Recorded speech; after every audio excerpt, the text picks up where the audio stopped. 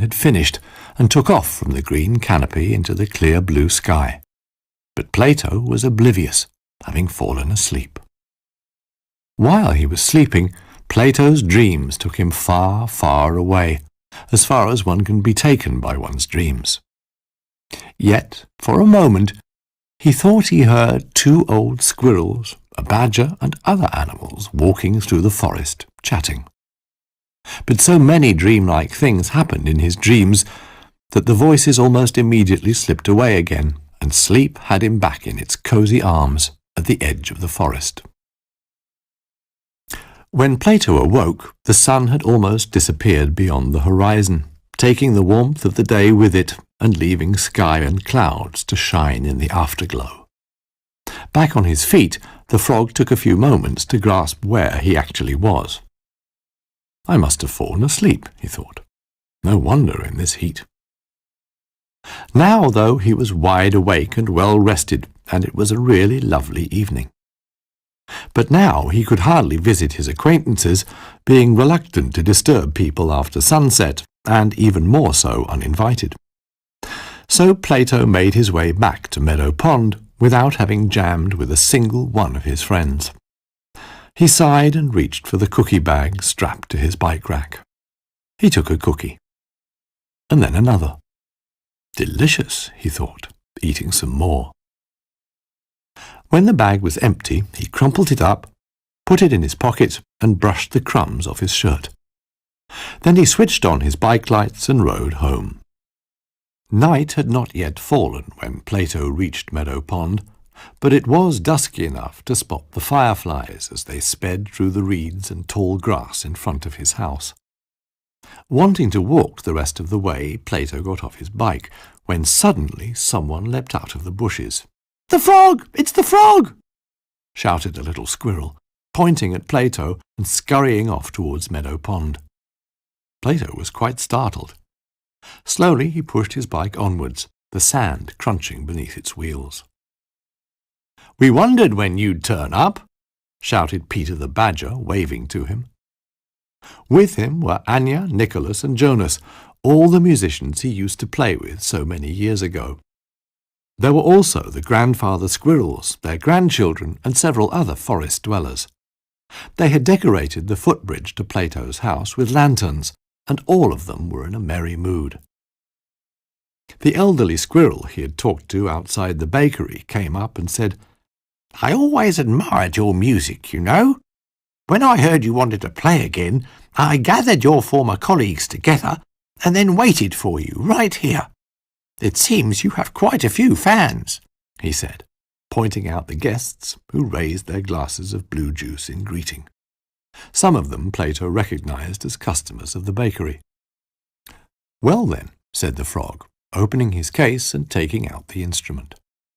The guests held their breath in anticipation.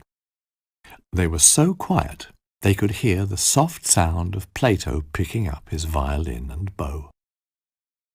Plato walked down to the footbridge, where his fellow musicians were already assembled. All 4 greeted Plato as if it had been yesterday when they last made music together. And then they were set. Anya the mouse picked up her accordion, Nicholas the lizard had his triangle at the ready, a bit nervous about playing in front of an audience again. Jonas the otter fiddled with the mouthpiece of his trumpet, calm as could be, and Peter took his harmonica out of his front pocket. "Why don't we start with Plato's song?" Anya suggested. The other musicians agreed, and Plato felt honoured, since he had composed Plato's song, one of their most famous pieces, back in their heyday. The band started to play, and their music sounded just like in the old days. The audience were enthusiastic, and more animals from the neighbourhood came to listen to the infectious rhythms. Even the toad family swam over from the opposite side of Meadow Pond and joined in. As the song ended, the frog danced a couple of tap steps on the footbridge where the boat for guests had been tied up, spread his arms wide, and, to applause from the audience, said loudly, "Quack!" And that's how Plato's song ends. Sixth story. Granny Mouse, George the Stag, and a mysterious place deep in the forest. It was early in the morning, and most of Mousewood's animals were still asleep. So if anyone had tried to gently wake them, telling them the sun was up and the birds were singing their morning songs, all they would probably have done was roll over, mumble, and sigh incomprehensibly, just like humans when they want to keep on dreaming. Some animals, though, were already awake, either because they enjoyed the silence when the forest itself still seemed asleep, or because they just couldn't sleep any longer. The latter applied to George the Stag. He'd struggled for days now to get a good night's rest. He always woke up early and couldn't get back to sleep afterwards. Sometimes he was so tired that he didn't even know if he was truly awake or still sleeping and dreaming. So George roamed the deep forest of Mousewood, where even animals who lived there could get lost on occasion. If someone had seen him, they wouldn't have got the impression he was tired at all, since stags have a natural tendency to look regal. If the mice and squirrels ever decided they needed a king, they would surely suggest a stag. A stag's antlers certainly look regal enough, but there was no need for a king. And even if there had been, George would probably just be a prince, since his antlers were still pretty short. The young stag, as drowsy as he was regal, continued his walk through the misty hills of Mousewood. He was in search of a clearing he had discovered a few days back and visited 3 mornings in a row. The strange thing was, the clearing wasn't easy to find. Every morning, it seemed to George, it was in a different place. The glade was as wide as a field. There was tall grass, and the murmur of a stream could be heard nearby, even though it wasn't visible through the reeds and dense bushes. Right in the middle of the glade, still wreathed in mist, stood a huge gnarled tree, with a thick trunk, grand roots that went for miles deep into the earth, and mighty branches towering high towards the sky. George found this tree different from other trees. He liked trees. In fact, George knew many of them, and this one was different. Probably because it grew in such isolation. This enormous tree didn't seem to have anybody for company. Maybe that was why he liked to be around it. George stood next to the tree and looked around the clearing. He wondered what the tree was thinking. "You're an early bird, aren't you?" a cawing voice asked. Startled and bewildered, George looked around, but he couldn't see anybody. Was it the tree talking to him? The answer flapped down to George from a branch up in the green treetop, landing just above his head on a stumpy branch. A coal-black raven, his feathers shimmering mysteriously more blue than black in the day's first sunlight. The bird fluffed up his feathers and made himself more comfortable. "You've been here a couple of times now, haven't you?" he called. George nodded. Sitting on his branch, tilting his head to the left, then to the right, the raven peered at him. His black eyes glinted despite the morning mist. "The likes of you rarely venture here," the raven said, gazing across the glade. "This place isn't easy to find. It's as if it were constantly on the move. Yesterday it seemed to be somewhere different, the same the day before," said George. "But I was probably just too tired to find it." "Quite the contrary. You found it because you were still dreaming a little," the raven said. "In their dreams, everybody knows how to find this place. Whoever sleeps will know the way." "What do you mean?" asked George. "Dreamers visit this place," replied the raven, "and sometimes they come here even though they're awake. Then two may sit here by the tree and look into each other's eyes. Sometimes a poet comes, or a badger with brush and easel to paint the tree. But they rarely recognize this place from their dreams, even though they've been here many times." George half understood what the raven was telling him, but was utterly confused by the other half. Pondering, he pawed the ground with his front hoof. "And who are you?" he asked. "The memory of everyone who leaves here is imprinted. A raven once came here. After he left, I remained as part of the tree's memory. It remembers many things, and its memory runs as deep as its roots, for it was the first tree. Without it, there would be no forest. Even when its time had passed, it remained intertwined with the forest. Now its roots not only grow to every part of the forest, but also reach into the realm of thoughts and dreams. It knows all the forest's secrets." "But why is it remembering you right now?" George asked, looking at the glade again. There was no one else there, just the raven. "Because I visited it once and sat beside it here in the foggy dew, just like you. So I crossed its mind. It's a wonderful morning, isn't it?" asked the raven, eyes glinting. George nodded. The raven soared skywards again and disappeared in the green canopy. What was left of the morning mist glowed faintly on the meadows under the gentle touch of the sun's light. High above, the wind began to sing in the branches, while the trunk softly creaked. George decided to return to the more populated parts of Mousewood. The stag had the urge to talk to someone less enigmatic than the black raven, so he ran through the tall grass back to the forest. After a while he turned back, but the glade had vanished.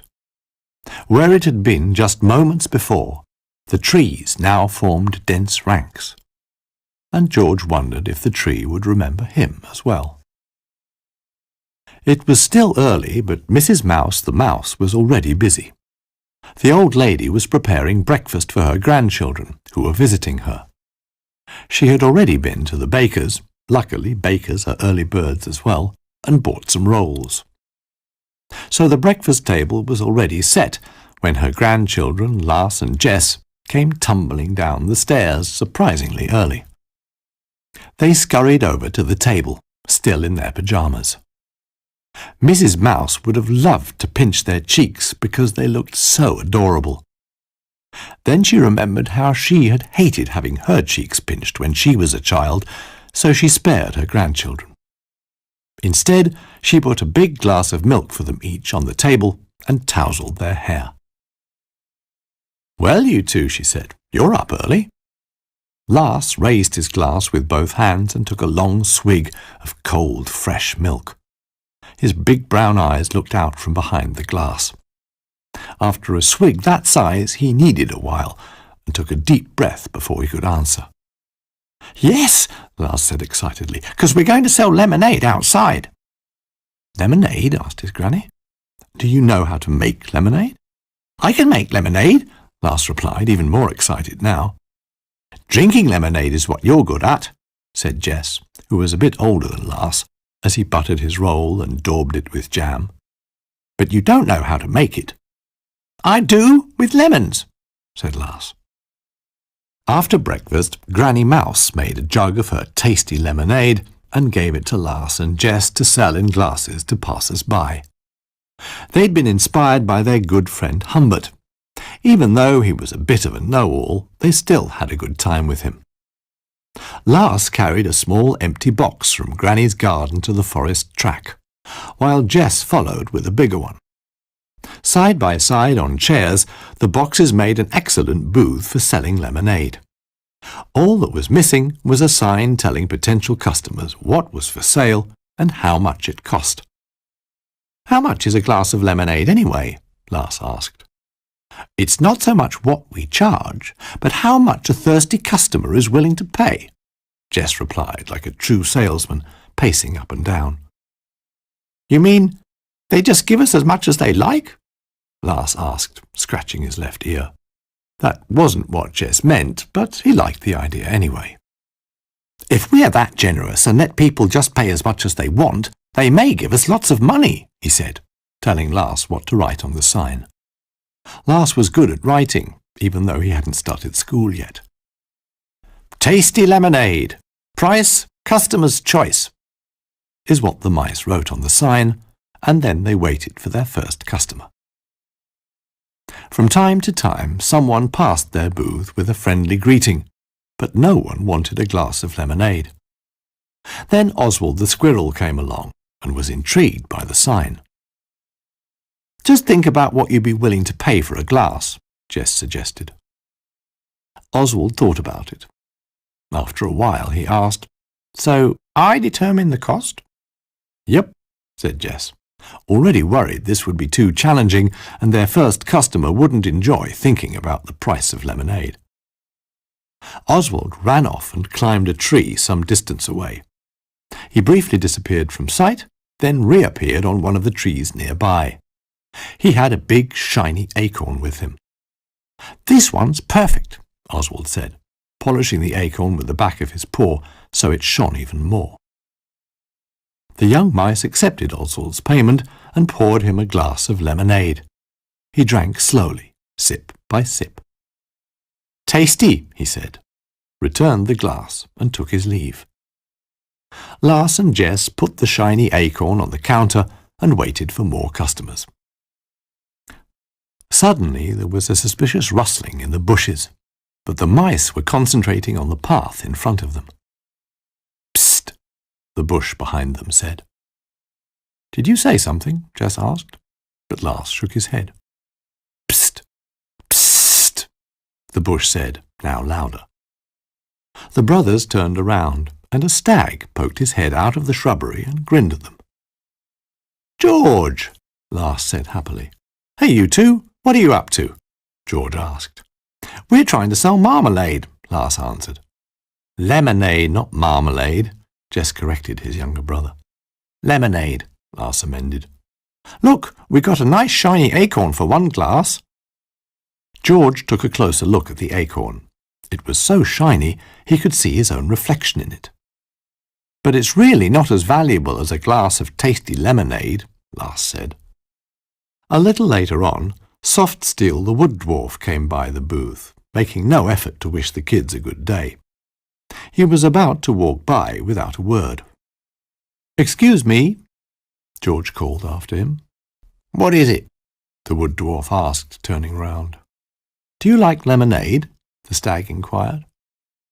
"I certainly do," replied the dwarf, sceptically peering at the mice and the stag. "And now I suppose you want me to pay." "But you choose how much," Jess clarified. "Pah!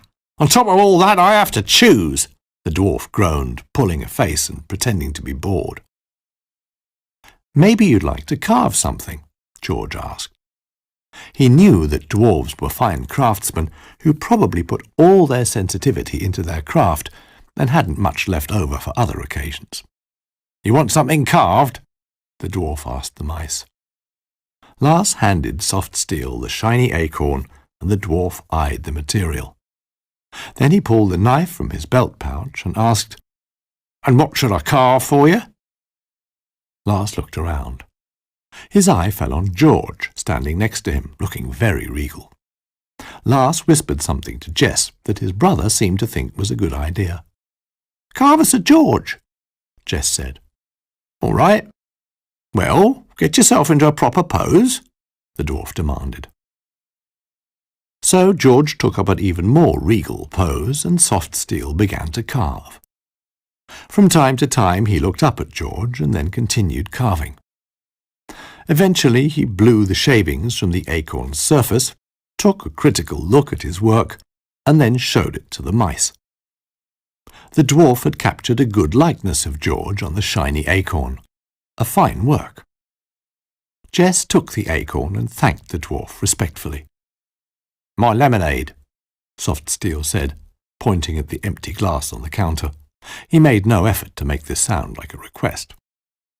The children poured him some lemonade, the dwarf gulped the glass down in one go and left.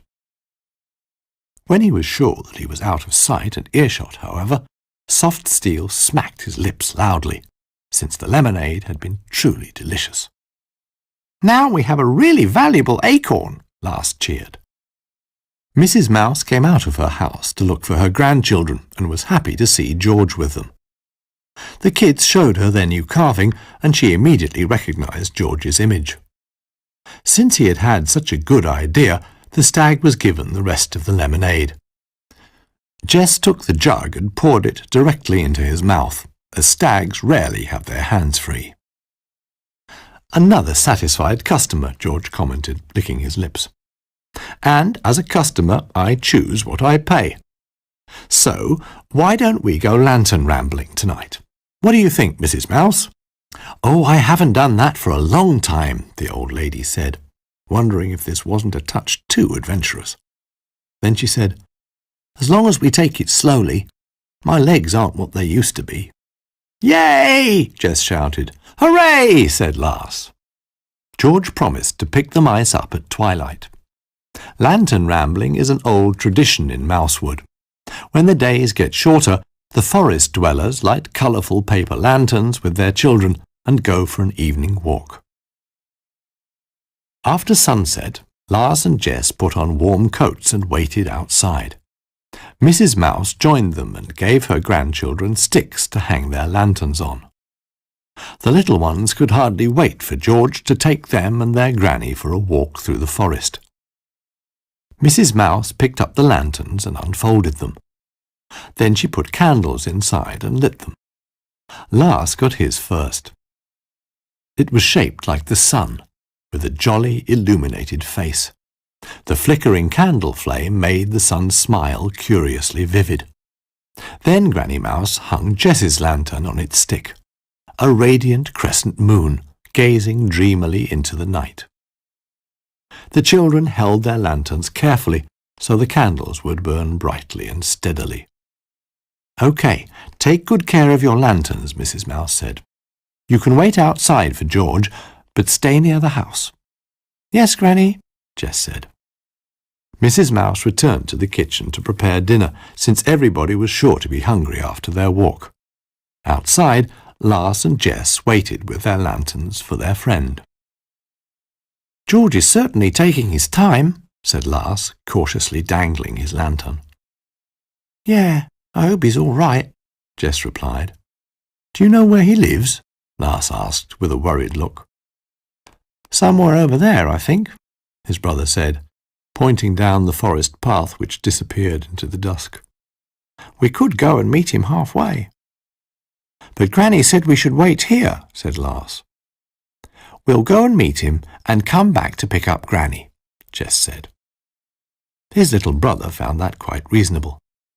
So the two mice walked slowly down the track with their lanterns, till all one could see was a jolly sun and a dreamy moon dancing faintly in the trees. Shortly after, George the Stag arrived at Mrs. Mouse's house and knocked at the door. The grandmother greeted him warmly. "Good evening. Are you all ready?" she asked him, and took her warm coat from the hook by the door. "I'm ready," George replied. "Where are Lars and Jess?" asked Mrs. Mouse, buttoning her coat. She felt a little uneasy. "Why, they're not outside, if that's what you mean," George said, now sharing her unease. Mrs. Mouse ran outside and looked around. There was no sign of her grandchildren. "Where are they? They were out here a minute ago," she said, her voice shaking. The old lady desperately looked about for the children. George's stomach ached at the thought that Lars and Jess were out there in the dark on their own. "Come on, we've got to find them," George said, and knelt down to let Mrs. Mouse climb on his back. Granny Mouse wrapped her scarf around her neck and didn't hesitate for a second before climbing on the stag's back. "Hold on tight," George said. Then he got up and moved off into the darkness in search of the children. "Lars!" George shouted through the nocturnal forest. "Jess!" Mrs. Mouse shouted. But there was no answer to be heard, nor lantern to be seen. "Where are you?" their grandmother called as loud as she could. They came across some other animals, like Conrad the owl and a couple of polecats, but none of them had seen the kids. And so the stag ran through the woods with the grandmother mouse on his back, shouting their names in the dark. Fallen leaves whirled into the air behind them as the stag dashed through the dusky trees. Soon they'd covered a great deal of the neighbourhood, so the stag went into the deeper, less populated parts of the forest. But still there was no trace of the two mice. "Should we search somewhere else?" George asked, worried, scanning the shadows. "I don't know," Mrs. Mouse said in a low voice. Then something occurred to her. "Wait, I've just remembered where I used to sit with my husband," she said hopefully. "Where's that?" the stag asked. Mrs. Mouse tried to remember, and the stag wondered how the old lady planned to find the way in the dark. "Just go straight on," she said, as if she could see the place in front of her. So George went straight on.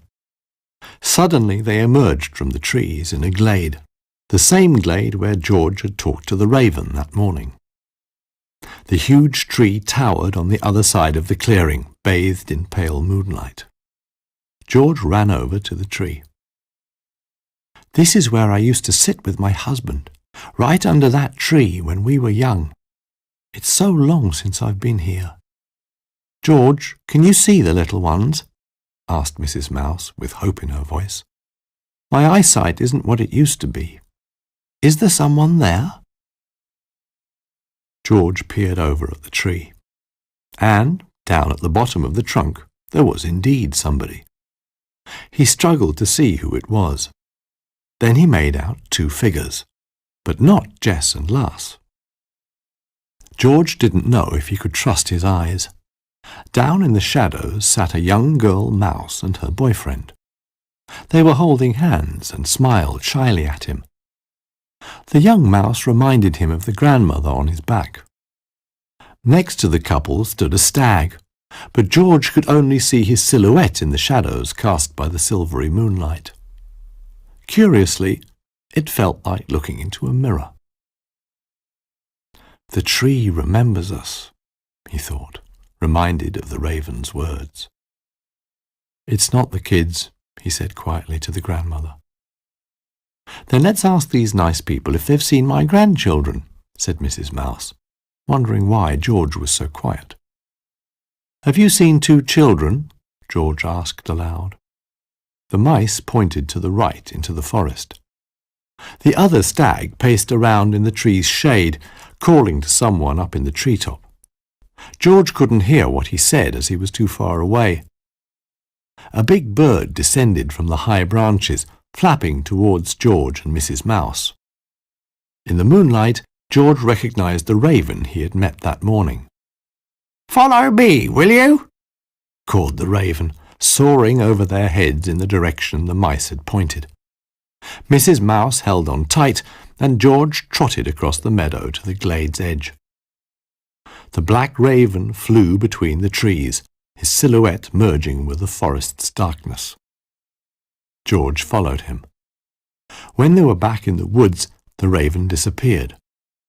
Instead, they saw a smiling sun and a sleepy moon floating between the trees, as if waiting for something.